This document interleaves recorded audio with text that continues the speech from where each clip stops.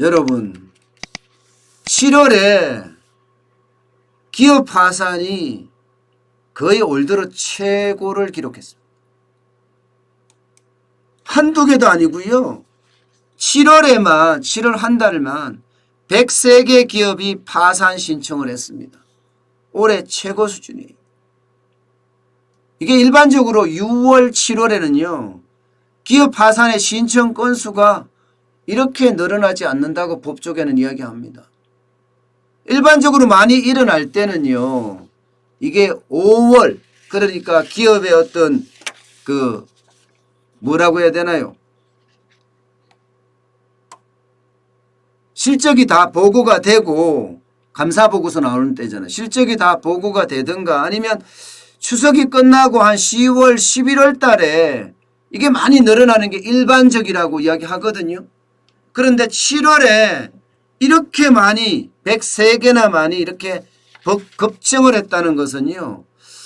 우리 경제가 코로나19의 영향을 이제 본격적으로 받지 않냐. 지금까지 버티던 기업들이 파산으로 내몰리는 것 아니냐. 이런 분석이 가능해집니다. 게다가 말입니다.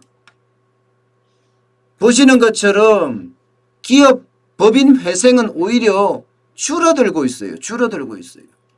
2019년에 법인 회생, 기업 회생을 신청한 기업은 582개였거든요. 2020년에는요. 11.7%가 줄어들어서 521개입니다. 7월만 하더라도 85개, 73개, 16.4%가 줄어들었어요.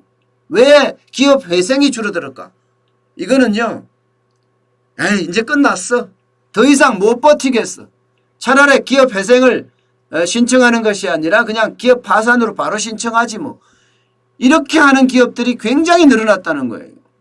실제로도 기업 파산이 월등하게 많이 늘고 있습니다. 2019년에는요.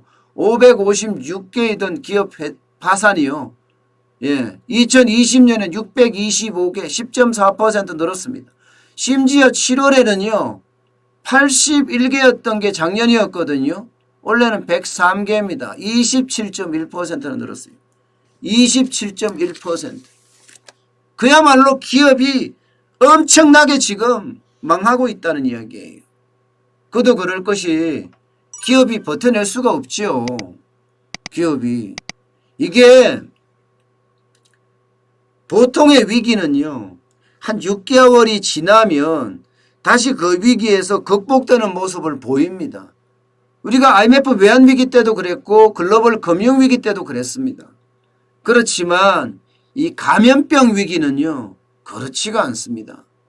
게다가 전 세계적 대유행이잖아요. 팬데믹이잖아요.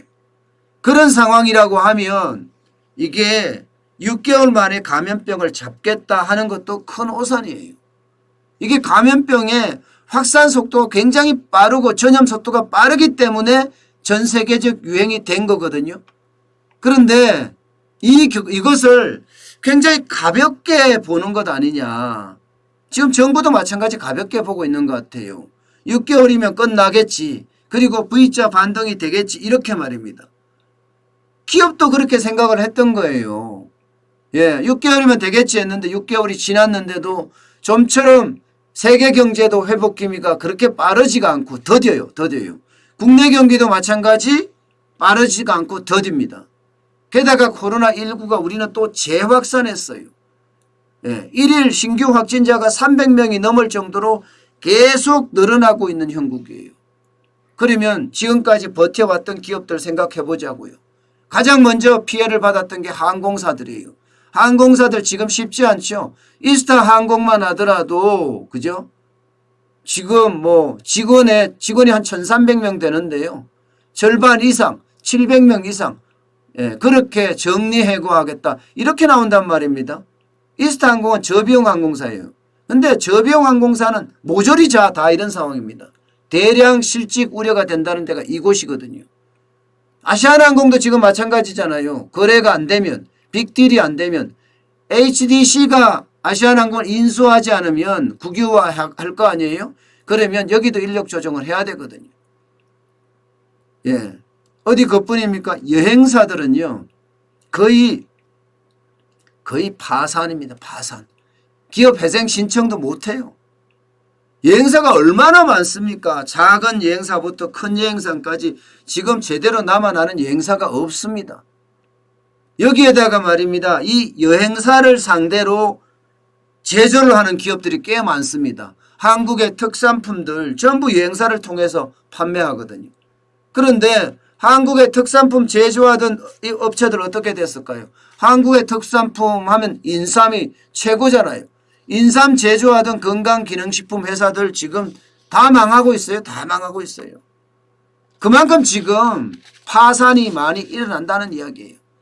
게다가 이 관광객을 상대로 했던 선물 코너들 말입니다. 이것도 많거든요. 이것도 여기도 마찬가지로 파산 신청하기가 진짜 많이 하고 있고요. 또 그 관광객들을 상대로 하던 아주 인류식당, 한식점들 여기도 마찬가지로 지금 계속 어려워지는 겁니다. 사실 파산을 한다는 것, 기업 회생을 신청하지 않고 파산을 한다는 것은요. 예. 지금 그 기업의 가치가 현재 가치가 사실 존속 가치보다 못하다는 이야기예요. 예. 존속해봤자 현재 가치보다 못하다. 제가 말을 잘못했나요? 예, 그런 것 같으네요. 존속 가치가 현재 가치보다 못하다는 거죠. 그러니까 존속해봤자 의미 없다. 파산하겠다. 이렇게 이야기하는 거죠. 여기에다가 말입니다.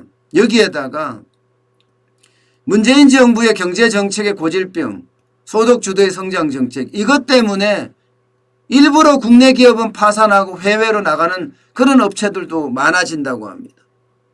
국내에서 죽어가는 회사를 살리니 차라리 해외 나가서 사업을 하겠다 이렇게 하는 거죠. 국내 기업의 설비를 다 뜯어서 실제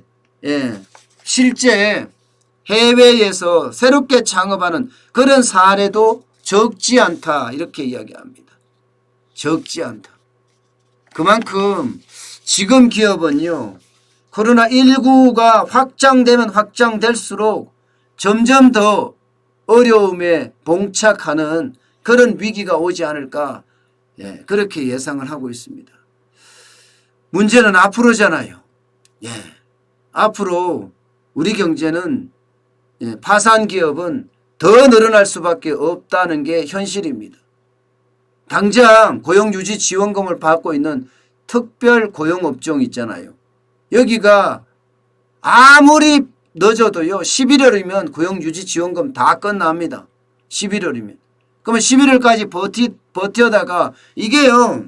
영업이 좀 돼주면 그죠? 고용유지 지원금을 받아서 기업을 존속할 수가 있지만 이게 영업 자체가 안 된단 말이에요. 사회적 거리두기 2단계라고 하지만 이미 많은 사람들 쉽게 말하면 소비자들 마음속에는요. 사회적 거리두기 3단계로 이미 가 있어요. 이미. 그러니까 소비는 점점 떨어질 수밖에 없고 소비가 떨어지면 기업의 공장 가동률은 또 떨어져요. 그야말로 경제 파국으로 갈 수 있는 그런 상황이 온다는 겁니다.